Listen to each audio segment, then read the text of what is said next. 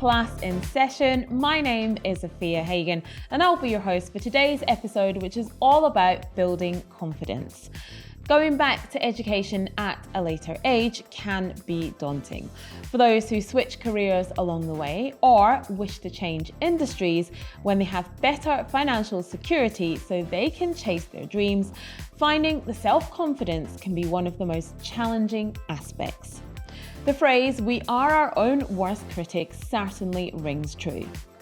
Today, we talk to Dr. Sophie Ward, Deputy Head of School of Psychology at Arden University, renowned polar explorer Mark Wood, who also holds an honorary doctorate for his work, as well as Heather Burry, a student at Arden University, who will offer some great insights and tips on getting our confidence back.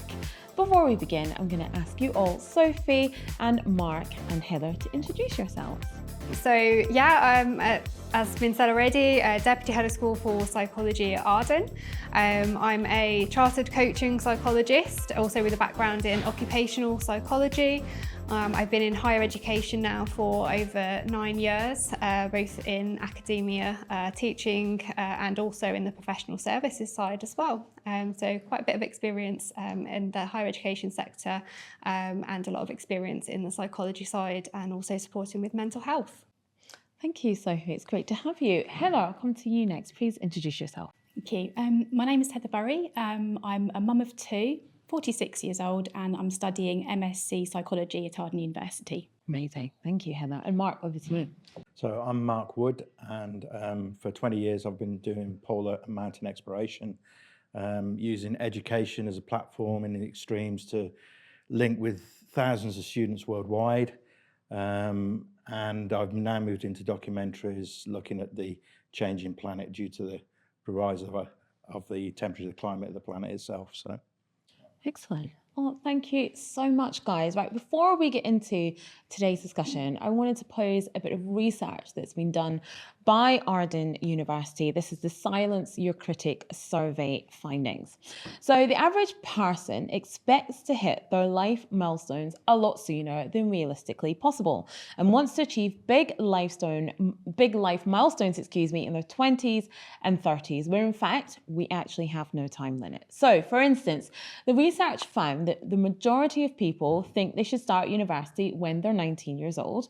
However, the average age to start uni is 24 years old, with students older than 21 actually making up 2/5, that's 39% of the overall student population. So other statistics to note is that nearly 2/5, that's 38% of us, wish we were more successful, and over a third are too critical of themselves. So we have this idea that we need to hit key life milestones as soon as possible, and that has the potential to cripple our true potential and poses fake limitations on our actual true ability. The above is such a fundamental and really important and obvious example of that. You don't need to be a young adult to join university and change your career path, and nearly 2/5 of the population can in fact advocate from that. Sophie, it really seems that inner critic is a big thing, right? Don't we need to move away from the idea that we need to be a certain age in order to have achievements, in order to have done them at a certain age, and in order for them to be valid? Yeah, most definitely. This research doesn't surprise me at all, because as humans, we have a tendency to put high expectations on ourselves. We have these high expectations. If we don't meet these expectations, then we're overcritical on ourselves. So we really need to be more self-compassionate and start to reframe the way in which we think about ourselves, and reframe those negative thoughts in order to take more positive action and opportunities. Heather, it really seems like that inner critic is really prevalent with a lot of people, doesn't it? Yeah, I agree. Yeah, very much so. I think from my perspective as well, studying at an older age, and like a complete career change for me as well, there's definitely that inner critic inside sort of saying, can you do this? Is this the right thing to do? I was a teacher for 20 years. So to then change something you've been doing for such a long time was quite a daunting prospect, for sure. Absolutely. Mark, our inner critic, it seems a lot of us have it, right? And these milestones these fake milestones essentially that we have, that you have to start university at 19 or be married by a certain age, have children, it seems like they could be really holding us back, doesn't it?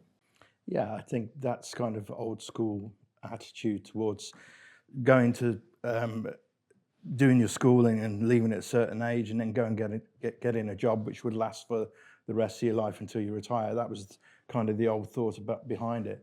Nowadays, work is 5 years at a time. You change, you refresh, and you go into something new. And education is the same, really. It's the only thing holding you back in that situation is yourself.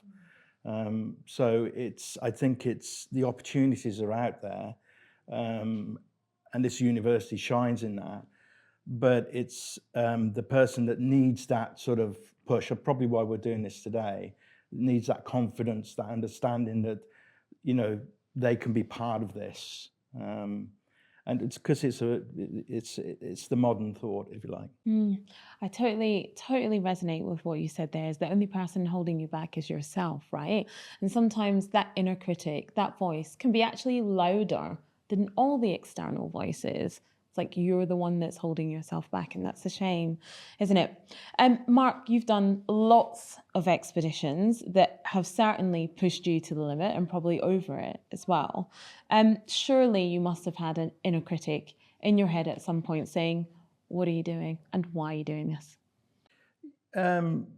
Yeah, I always feel, even though I've done a lot of expeditions and I'm fairly experienced about what I do, I always move into the next expedition as somebody who needs to learn a base level, if you like. So sometimes when I do a lot of solo work, so when I've been working with the Russians or the Norwegians, the Arctic Ocean, and there's teams, this is a particular situation where there was teams in this hangar ready to be helicoptered into the Arctic Ocean and do approaches to the North Pole. I was on my own, I was operating on my own.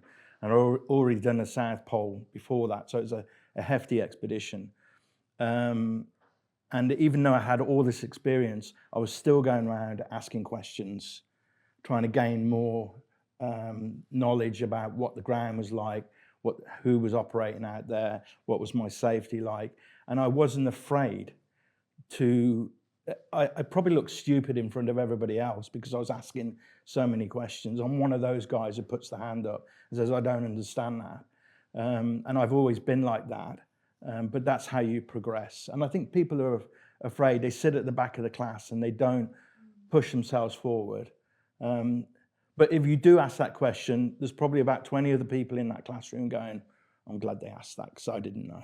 Yeah, so it's having that confidence just to step forward a little bit. Sophie, is that an example of your inner critic perhaps saving you in some circumstances? But it also hinders us as well, doesn't it? Yeah, I think, you know, what Mark's just said there is a really good example of where you may actually be using that inner critic to actually support you to get where you need to get. Your inner critic is going to be there no matter what. Your inner critic is inbuilt within you. It's not something that's going to disappear. You can't get rid of it. It's about working with your inner critic and trying to, as I said before, reframing that and using it in a positive way and to your advantage as well. And the way in which Mark has done that, he's been able to use that to his advantage. And sometimes when you think about it from a sort of a scientific point of view and that fight or flight, and actually using it to protect you as well in some circumstances. So using it in order to think, you know, is this the right situation for me to get in? Am I going to be safe in this situation? So sometimes, yes, it can be the best way forward to actually listen to that inner critic, and sometimes actually it's about reframing it in a more positive way. Heather, you were a teacher for 20 years before you decided to do your degree in psychology that you're doing now. What part did your inner critic play in that career change? Okay, so yeah, I was a teacher for 20 years, and unfortunately I struggled with mental health difficulties. So I struggled with depression and anxiety. And as a result of that, I decided that the best thing for me at the time was to resign from a teaching post. Obviously, it was something that I'd done for 20 years. You know, I got all that experience, like wealth of knowledge within the profession. So for me, to hand my notice in felt like complete failure. It's something that I always wanted to do, and I felt like I was no longer able to do it. I suppose that inner critic was saying if you were to pursue something else, you're probably going to fail as well. I think it was a protection mechanism. I think it was protecting me from further feelings of failure. So it didn't really help me to think like that. It was kind of hindering my progress. I didn't really see it at the time. At the time, I felt like it was, I was listening to it because I didn't want to feel how I felt. I didn't want to feel like failure anymore. I'm a bit of a perfectionist myself. So to then give up on how I perceived it to be giving up on something, that inner critic was definitely on my shoulder telling me, yeah, if you do anything else, you're probably going to fail at it too because you did the last thing. But then you turned it around. So how did you then get to the point of building confidence to even apply for the degree? I suppose because of the personal difficulties that I'd had with mental health, there was part of me that kind of wanted to find out more about it. And so that made me, sparked my interest in psychology. I then kind of in my head, I kind of linked it with education because I felt like everything that I put into the education, teaching that side of it, I felt like I'd really wasted what I'd learned. So I suppose there was part of me that thought, okay, how could I do something else? Is it possible? So there was a little spark of something that wanted to then further my knowledge. So that's kind of what sparked my interest in psychology in the first place. But it was a really daunting step to actually enrol on the course because of the difficulties I'd had with mental health. Obviously, I had a complete lack of confidence. My thoughts that I'd be able to actually achieve it were pretty much zero. So I think actually it took a lot from me to actually just to apply and just see what happened. But funny enough, it was the person on the other end of the phone, the person in the enrolment. They weren't pushy at all. They were really kind and caring, and they listened to all my worries, especially with anxiety. I had so many questions that I was asking, and they kind of put my mind at rest, and they enabled me to then go away and think about it. So that was kind of how I actually became enrolled on it. It's not that I had a massive confidence to actually go and do it. I didn't. I really lacked confidence, and even the moment of applying, I still felt like I had zero confidence. But I suppose it was just the person I spoke to kind of gave me that little bit of self-belief that you go and think about it and and see what you think, and allowed me that time to make the decision. Mark, can you maybe pinpoint someone along the way, along your career, that's helped you build your confidence or given you sort of held space for you to build that confidence along the way? I can't really, I'll be honest with you, I can't really think of anybody as such. The only thing that I can really, it's slightly not really answering your question, but it kind of is. Okay, so bear with me. I was in a really good job. I was a firefighter. I was in the military and I joined the fire and rescue. So I was in a really well-paid job and it was a great team. And then I started to do exploration on the side. And I thought, this is really good. And I felt really passionate about exploration. Can I ask, what sparked the passion in exploration? My first expedition was to high Arctic Canada, -35. We stepped off the plane and I was in fear of where I was going to operate for 70 days. But that fear turned into learnings of how to operate, how to move and survive, but most importantly, how to appreciate the environment I was working in. And I didn't know that was part of what I would then turn into 20 years later, of trying to get other people, everyday people, to appreciate it too. And I was still working for the Fire and Rescue Service. I was taking so much time off that there's an ultimatum where they sort of said, you can't take any more time off. So I left the Fire and Rescue Service, and it's kind of like jumping in the deep end of a well-paid pension job to actually nothing. Just a dream and a passion. So at that point, I was kind of rock bottom. I was 35 years old, living in Coventry with my dad, who was ill. My mum had just died, so everything was wrong in that situation. My dad got me the sort of broadband to get on the internet, and I know this is a bit of a thing to say, but I created an expedition in Alaska with dog teams because I had links over there, and we did a little bit of filming, and that's how it snowballed on from there. So I think it was, I think the person who guided me or helped me was my passion within me to make this succeed, and the fact that I wasn't rich and I didn't have everything to make it succeed quickly. It was a long, drawn-out process, but I was so passionate about it that when anybody said, you know, you're not the right person, you shouldn't do this, they weren't obstacles, they were just like learning areas for me to progress even further. So it was my self-energy that got me there, really. Other people have helped along the way, but there's no defining person, I think. How much of that was faking it till you make it? None of it was faking it. I never fake what I do, and I think that's why I've lasted this long. I've remained honest all the way through with saying that I'm not a climate scientist, I'm not a teacher. I think we're all educators as such anyway, and what I've seen in the Arctic, I talk about the first 6 years being an egotistical sort of point of view that I wanted to replicate.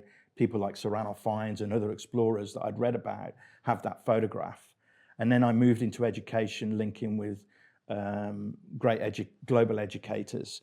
And then I moved into environmental stuff. But all the way through, I've come through the door as an everyday person who needs to learn. And I think that has really helped me get sponsorship and allowed me to work with great people because they like me. And that's a good point. They like me first, but then they understand the exploration afterwards. So it's about being a good person at the end of the day. And how important, Sophie, is support when you have these kind of dreams and passions, whether it's going back to university to do a degree or, you know, dogs and huskies in Alaska? Yeah, well, the Huskies are amazing if they're supporting you, aren't they? But yeah, I certainly think that support is key to it. Certainly from the university perspective. I mean, even from what Heather's mentioned around that support when you've had that phone call with enrolment, even just having that single support of somebody actually giving you that time, giving you that space in order to have that time to think about whether it's the right thing for you, having that friendly and kind conversation, but then having that group support as well. University is very key about that peer support. Having peer support if you're in centre, if you're a blended learning student, being able to have peers that you can chat with, relate to when you're in the classroom. From the distance learning perspective as well, you can still have that, you get that online. Forums online, a lot of people see forums actually as it's just an online forum, but actually they're one of the most key things that students can interact with online, and they're a really key thing to get that discussion going and actually support each other as students. Really, really important. And then being able to obviously engage with staff as well. And there's a number of things that Arden University offer as well in order to support students, whether that's through the inclusion team, neurodiversity networks, and other kind of networks as well that we offer to support students.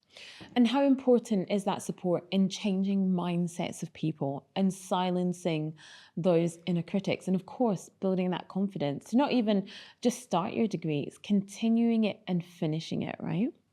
Yeah, definitely. Certainly, I mean, having that support group from start to finish is a massive help, because they're the people that you're kind of following that journey through with, and you're all generally experiencing the same things at the same time. So being able to have those discussions with your peers and know that you're not alone in what you're experiencing is going to help you to kind of fight off that inner critic. If you're experiencing something and thinking, oh God, it's just me, is this me? Am I going through this? I should have done that. I should have done this. I can't do this.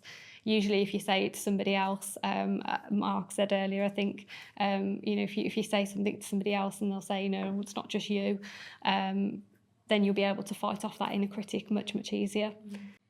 Can I just say, do you mind just jumping in? I think inner critic, I'm kind of getting a parallel with fear. And I talk about fear as a good thing, meaning in the sense that you care. And I think inner critic can be looked at that you actually care about this. You've decided that you want to change your life, you want to move back into education, but there's something holding you back inside, and it's an inner critic. But if that inner critic wasn't there, you'd be kind of blasé about it. So it's kind of good to hold that within you, because it will give you a little boost as you're going along, and it will allow you to ask questions and expose yourself to sort of say, look, I'm not too sure what to do here. And this university really supports that, and understands that person who's standing in front of them. So an inner critic is not a bad thing for me. Yeah. What do you think, Heather? Do you agree with what Mark said, that perhaps that little bit of fear is good and tapping into that can unleash your potential? I think, I guess my inner critic, obviously it's very much myself. I think in some ways, it depends on the situation. I think it kind of can act sort of like to support yourself. But for me, it was very much holding me back. I think it was very much, my inner critic is like a lack of self-belief. I didn't have that self-belief that I was able to pursue another career because of the difficulties that I'd had. It was very much that, a lack of complete self-belief, which I needed to try and gradually build back up. Because I suppose if I had listened fully to my inner critic, I never would have taken the step to pursue my degree, and I'm now in the latter stages of it. I'm now working on my final dissertation. But if I'd looked back 3 years ago or 2 years ago, when I'd first started it, if I look at myself then and look at myself now, if I had fully listened to myself, I never would have done it. I never ever believed I could, and I thought if I did do it, I probably wouldn't do it very well. But I've watched my grades. Like I only just passed my first module. I still passed it, but for me that was really awful. And I've watched myself by listening, to the feedback I've had, listening to other people, taking on board what advice that people have said. I've gradually built that kind of self-belief back up and achieved better and better marks. And I've actually now got to the final stages of the degree, which if I look back all those years ago to how I felt back then, if I had fully listened to my inner critic, I wouldn't have done it, and I wouldn't be here now saying, that I very nearly finally achieved a master's degree. So, and how important have support networks, different people as well as more organised networks, been on your journey? Very much, very supportive. I mean, I've had obviously like the university support. I have had support at home. I mean, everybody's support network is very different, so you have to make sure you utilise the support network that you have and look for those things that give you that self-belief, things that are going to make you feel better. Just those little steps of progress. So just utilising those things that you have, like university. It could be the tutors help massively with feedback. Obviously, the support networks that Sophie's mentioned. I did qualify for disabled students allowance through obviously the mental health struggles that I've had. So I've had like some mentor sessions. The university provided some counselling sessions to help me with my anxieties and worries. So there was a lot more support than I actually probably even imagined to begin with. The support is there as long as you utilise it and you make sure you make the best of what there is as well. That's a really important fact. And that is really important, isn't it? I think maybe when I was at university, I didn't utilise all of these support networks actually, and I probably would have had a better time if I had done that. So it's really important to tap into all those things, isn't it? You've all shared some really great insights about how self-confidence has positively impacted you. But how do we fight that inner critic to build our self-confidence, Sophie? So I've mentioned a few different ways already, I think, so things like reframing is one of them that I mentioned, but one of the ways in which you can do that as well is through listening to the tone in which you're speaking to yourself. So have a kind inner voice. Yeah, a kind inner voice. And sometimes that can be hard to do, especially when you're saying it to yourself and you can't think of another way in which to say it, in a sense. So sometimes it's about actually stepping outside of yourself. And that probably sounds weird in itself as well, but actually it is about stepping outside, sometimes it can be easy to actually think of it as listening to you as a friend, as a family member, saying it as if you were that friend or family member, and thinking, would I speak to a friend or a family member in the same way? And saying it in that way, and thinking, in most cases you should think, no, I wouldn't say it in that way to them, so why would I say it to myself in that way? And that can help to address both the tone and actually what you're saying as well to yourself. So that's one way in which you can do it. Also looking at the positives as well, looking at your achievements, so going through what you've achieved so far. And sometimes it's very often the case that we focus on those negatives and we forget what we've achieved. And I can see Heather nodding there as well. Yeah, I'm just thinking of everything that you'd obviously achieved in the past, Heather, and going into the teaching profession, etc. in the first place. And then things start to go downhill and you forget everything that you've achieved in the beginning. So it's very important to go back and remind yourself of those things, and actually that you did get there in the first place, and that you did achieve all of those things. So yeah, that's a couple of ways that I would definitely say. Mark, how about you? Any ways that we can sort of use our inner critic to boost our self-confidence? Yeah, I think you can get anxiety from thinking too much about what you can't do, and the storm that lays ahead of you, if you like to be dramatic about it. But in my world, I get clarity as much as I can. I have 2 dogs that I walk, which gives me, when I go walking, my mind opens up, and this is probably why I do solo work, because I come back so creative from expeditions. And I'm not saying go on an expedition, but you can detach yourself from the area that you're operating in. So if you're in a family situation and you're trying to think about it, but all your family are there, then move away from that, and move away maybe with a good friend who will give you honesty and clarity in what you're trying to think. And the second point I want to make is about, don't think that you're going to, when you want to take the step back into education, don't think of the end game straight away. So when we climb Everest, obviously the summit is there. That's the target. But it was a 72-day approach to the summit. 72 days. 72-day approach, yeah. So every step that we took allowed us to do that final ascent. So it's the old story of, you take the first step and all that. But it's absolutely true. Don't put pressure on yourself by thinking of, have the bigger picture, but don't put pressure on yourself there. You will get there. But take the first step, and the first step might be actually clarity, seeing that you can potentially do this, and then go to a great university like this and say, this is what I want to do. Already in the reception, I've seen people asking about the university, just inquiring at the door. And that's quite powerful. And then collect all that information together, and then take the next step from there. And these guys are wiser than me of how you do that. But you can't achieve everything in one go. So just the first step is important, I think. Heather, any tips on how we can use our inner critic to boost our self-confidence? I agree with what you're saying, actually. I mean, I find that for me, keeping very much in the moment really helps.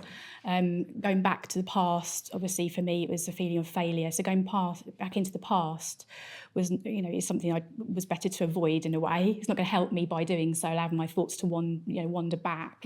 And in similarity, going forward too far as well is very daunting to think about what I've got to achieve, the worries associated with that. So I try very much to try and keep very much in the moment. Taking those little steps is a really good point. And just celebrating those small achievements is really valuable. And every little tiny bit you do just helps to boost your self-esteem and your confidence. And you can sort of see those little steps, and gradually, as you put those, it's like a jigsaw puzzle, I suppose. You put all the little pieces together to form the bigger picture. So you never look at the bigger picture, do you? At the beginning. It's just as you gradually put it together, it then forms, the end result. Yeah, absolutely. You can't look at the end before the beginning. No. Definitely not. Sophie, I'm going to come to you, and I'm going to pose this to all of you actually. What would your top tips be for someone who's currently saying, when it comes to university, there's no way I can't do this? Yeah, I can't do this. It's the it's the words, isn't it, that people tend to go to. not that keen on the words I can't. I think it's one of those things that again just needs rephrasing. I would say that's the first thing to do for the student to think about, or prospective student to think about why it is that they feel like they can't do it. And often it's not I can't do this, it's I don't know how to do this. Yeah, and going back in a sense to what Mark and Heather have just said about perhaps thinking too far ahead and thinking, oh, I can't do this, I can't achieve a degree, you know, God, this is 3-5 years, however long of my life, I can't get there. And actually it is breaking it down into smaller steps. We've spoken about fear quite a bit here as well, and fear is usually fear of the unknown and not knowing how to get there. But if we break it down into smaller steps, it's much easier to get there, and we can see where we're heading rather than not knowing where we're heading, and we're less likely to be afraid of it. So yeah, I would suggest thinking about it first as to why am I feeling this way, going through the process that I mentioned around reframing that, and perhaps thinking about it from a different perspective, thinking about it from somebody else's perspective, thinking about what they've achieved previously, and if they've achieved other things previously, why can't they achieve this? And just reframing that in a different way. Heather, what would be your top tips for someone who's looking at university and thinking, I can't do this? The thing is, if you don't do it, you won't, will you? If you don't actually take that little step to at least have a go, I suppose the fear of failure, isn't it? The fear of failure. So it's taking that first step, isn't it, to actually having a go. If you don't take the step, you will never know whether it was you were going to be able to achieve it in the first place. And I think it's very much a case of keeping in the moment, taking little steps at a time, and just making sure you're utilising those things around you to boost your self-belief, because you've got to have that belief to be able to have the resilience to keep going in the face of difficulties, because the university studies have been a challenge. You know, you do come across those challenges, but in order to overcome those challenges, you need to have the self-belief that you can keep persevering and have that confidence. Mm-hmm. Mark, what would your top tips be for someone who's thinking? Tips. I think my top tips have been said actually, so I'd just end up repeating. But one thing that hasn't been said, slightly off key a little bit, is this is a great thing. This isn't a grey, bland adventure you're going on. This is an incredible adventure. You're stepping out your normal zone into something which is you should be happy about. So go in with, make it enjoy it. We all go through life doing different jobs, but have we really enjoyed that day? Have we enjoyed being, a part of? Have you enjoyed your own movie, if you like, that you're creating during your life?